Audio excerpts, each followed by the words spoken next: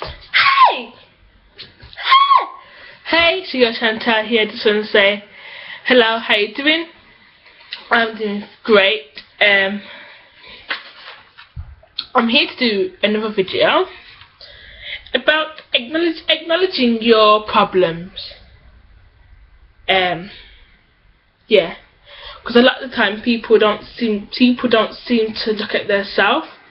People just seem to judge other people rather than look at themselves first and think, well, I haven't got this, so I think I need to look at myself before I look at somebody else. I think most people miss that out, and that is kind of some vital information that you guys need to know.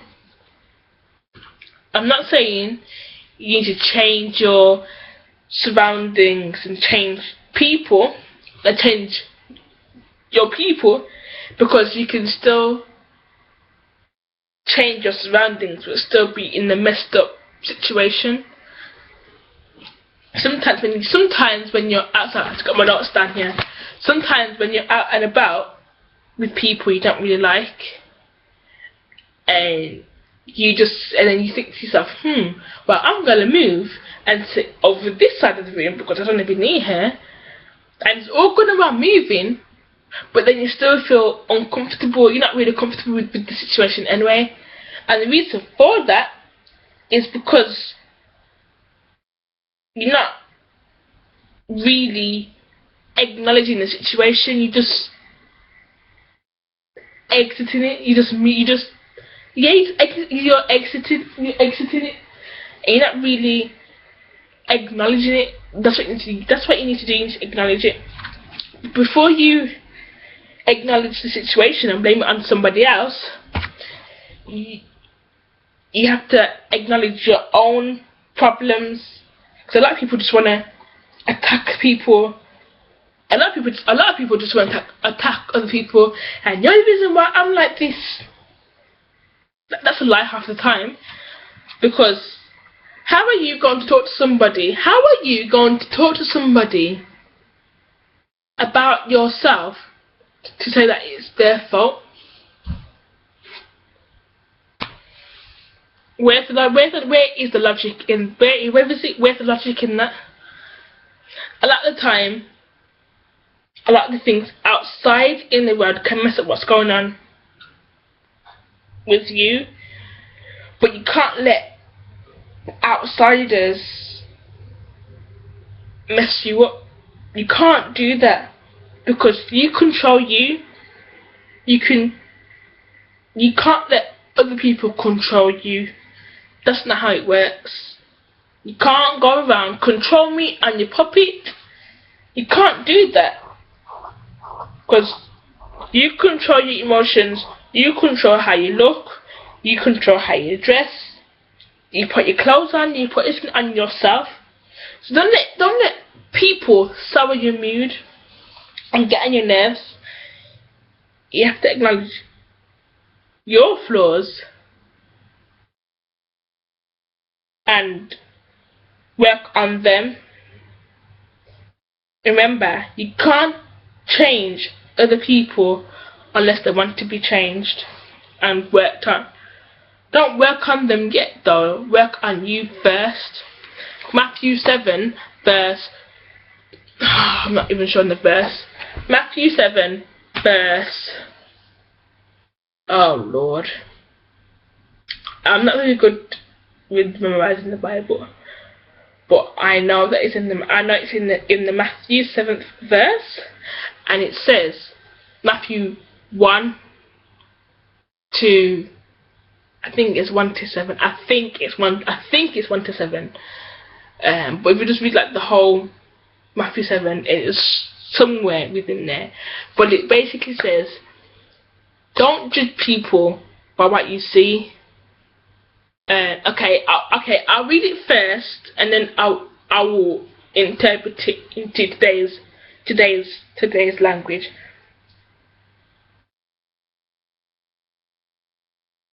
Do not judge people. Don't judge people for you to be judged, and however long you judge, it will be measured back to you.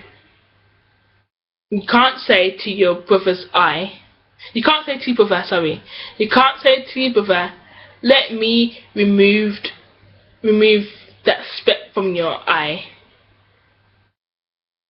when you've got a log in your eye.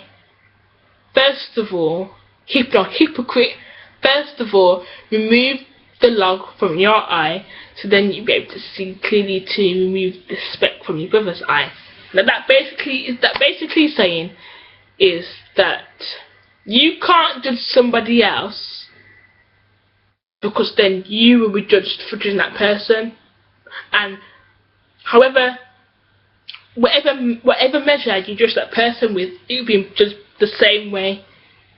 So basically, what goes around comes back around. Basically, what goes around comes back around. And if you judge them, they will judge you, or something, or karma will come back around and bite you in the butt. I'm not sure if Christians are supposed to believe in karma or not. I don't know. But something's gonna come bite you in the butt. Yeah, and how can you say to your brothers? How can you say to your friend, "Let me help you"? But then you've got troubles, you've got problems in your life, and you're trying to help somebody else because they've got like trouble in their life. Hypocrite. First of all, fix your problem. Remove the log. Fix your problems, so then you can see clearly. So then you can learn from your mistake, and then you can teach that person and tell them what you've learned. Basically, that is what it's saying. Okay. Yeah. Okay. Faith without works is dead. I'm trying to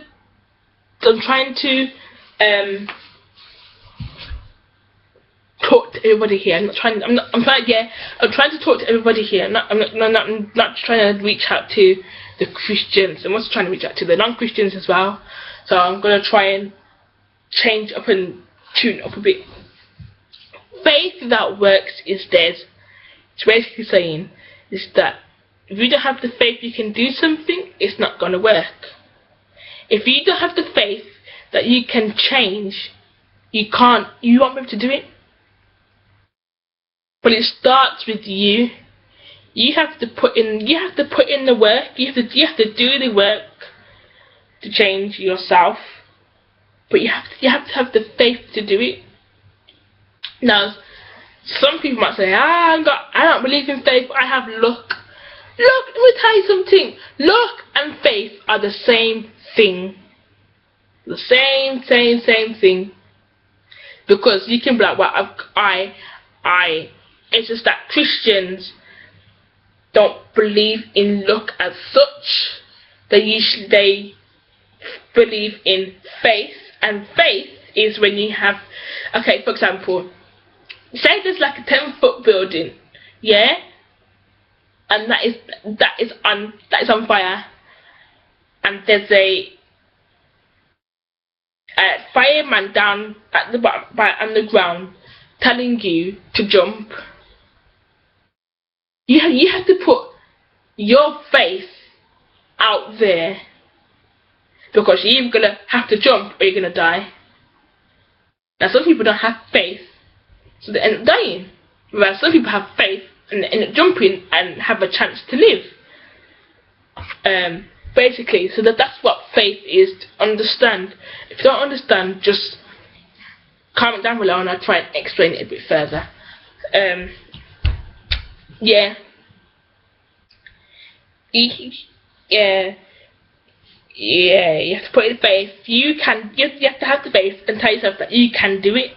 You can't just sit there, Lord, I can't change, I'm going to be like this forever. Then you will be like that forever, because you're not doing anything. Romans 2 verse 12 pretty much says, I can't be perfect, and I'm not a perfect person or perfect individual, but if I'm going around being giving and giving back to people, being kind, loving, respectful, and trying to be Christ-like, then I can say that I'm trying to be like him and do what he wants me to do. But I can't be conformed by the world that's around me. I can't let situations... Just let me up here a minute. Okay, I can't let situations... Oh Lord. Okay, I can't let situations and things affect me. I can't do that. I have to go on. I have to be transformed by what's going on with me. I have to change myself so I can be a better me, so I can go on and get what God has for me. I can't sit around letting outside forces affect me. I have to go ahead and change my mentality so I can be ready for the next step. Do you understand? Basically what that's saying is that nobody's perfect. Nobody's gonna no one's gonna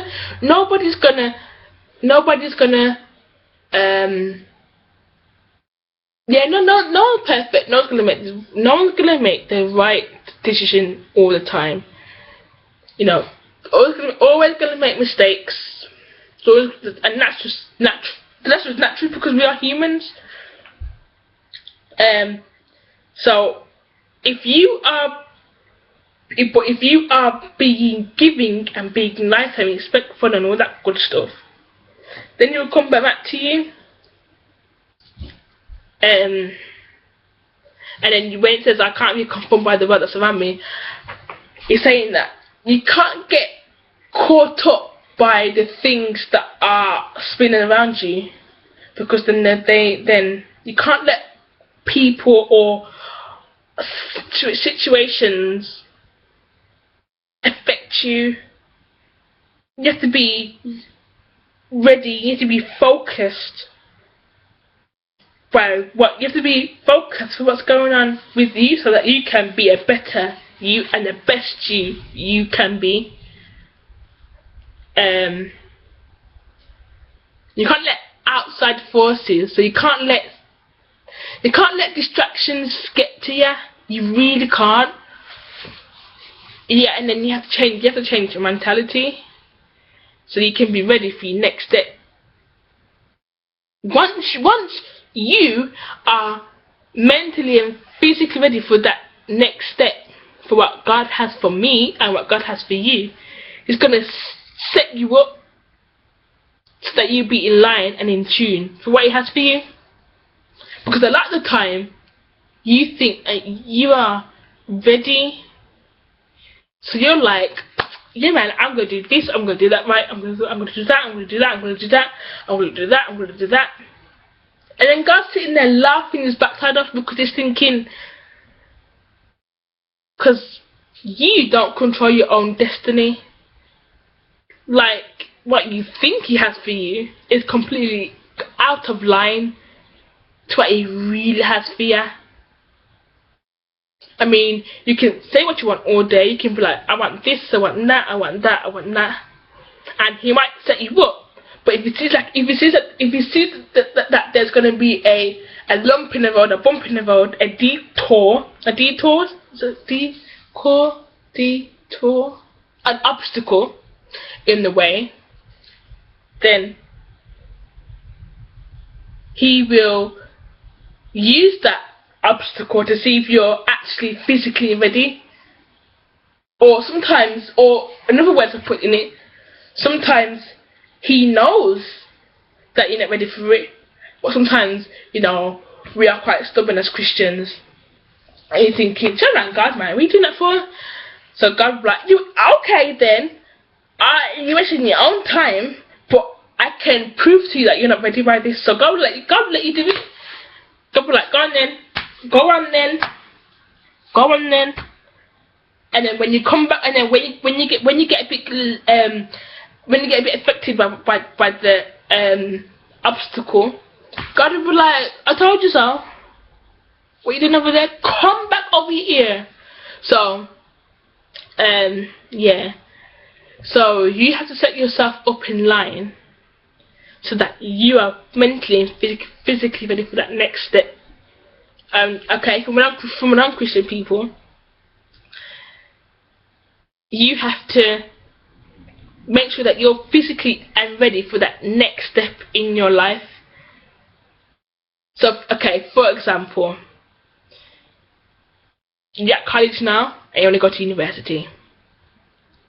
Are you physically and mentally ready to go to university? Do you have your life in order for you to go to university? Do you know what I mean? Are you there? Are you ready for the next step in here? You have to set yourself up so that you're mentally and physically ready for the things that are in store for you. I mean, I know there's a lot of things in store for me, but I just have to get this outer distractions out of me first, so I can concentrate on me. That's what this roller coaster we call life is about.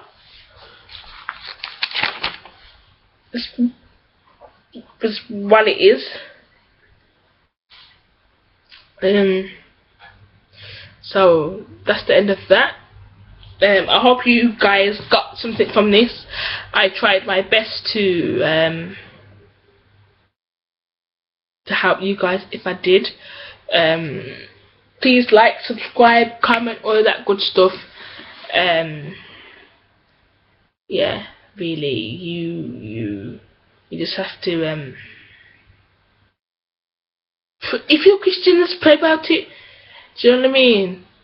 Because that's the only way you're really gonna get somewhere. I mean, that's the only way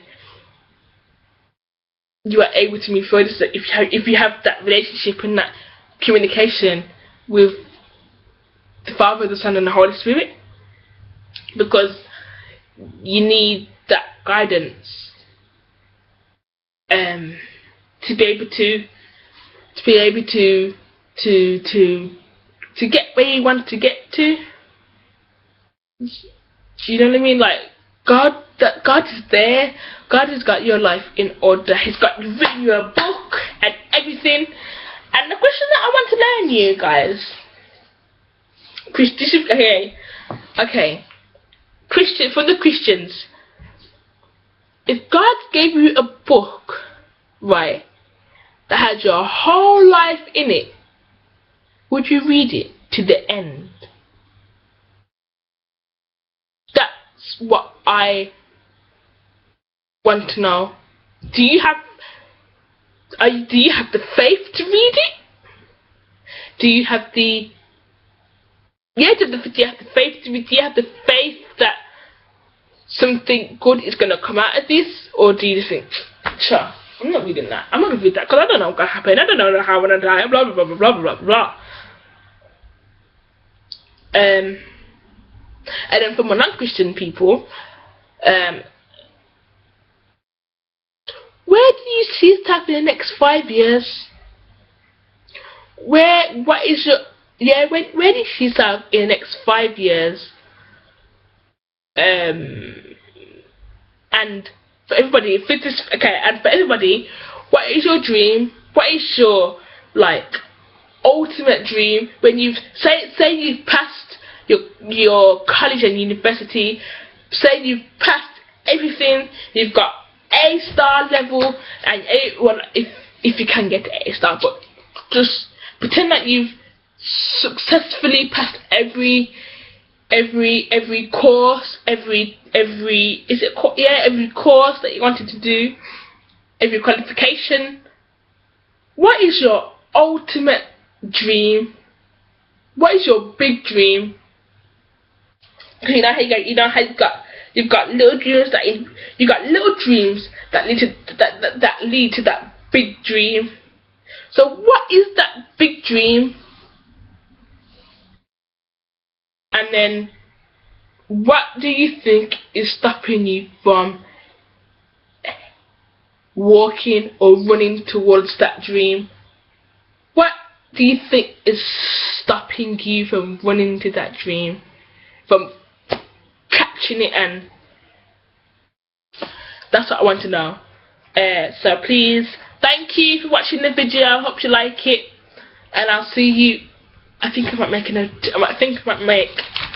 another video. Yeah, I might make one more video. Thank you for watching. God bless you all, and pray for you all. Peace.